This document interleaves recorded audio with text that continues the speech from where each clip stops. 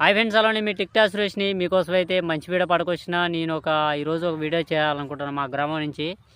మా గ్రామంలో ఉన్నటువంటి గత ప్రభుత్వంలో డబుల్ బెడ్రూమ్ కట్టిన ఇళ్లను నిరుపేద కుటుంబాలకు కొన్ని ఇళ్ళు పంచడం జరిగింది.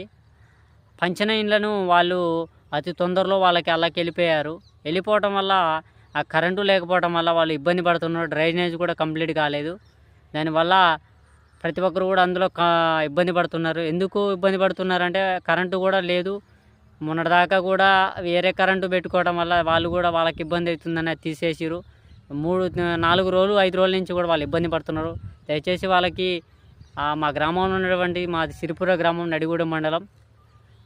గత ప్రభుత్వం చేసిన తప్పుకి ఇప్పుడు కరెంటు లేకుండా డ్రైనేజ్ లేకుండా పంపించినందుకు ఇప్పుడు తొందరలో ఈ ప్రభుత్వం వచ్చిన ప్రభుత్వం అయినా వాళ్ళకి సదుపాయం కలిపే విధంగా తయారు చేయాలి. దయచేసి ప్లీజ్ ప్రతి ఒక్కరు కూడా నా వీడియో నచ్చినట్టయితే ప్రతి ఒక్కరు కూడా షేర్ చేయండి.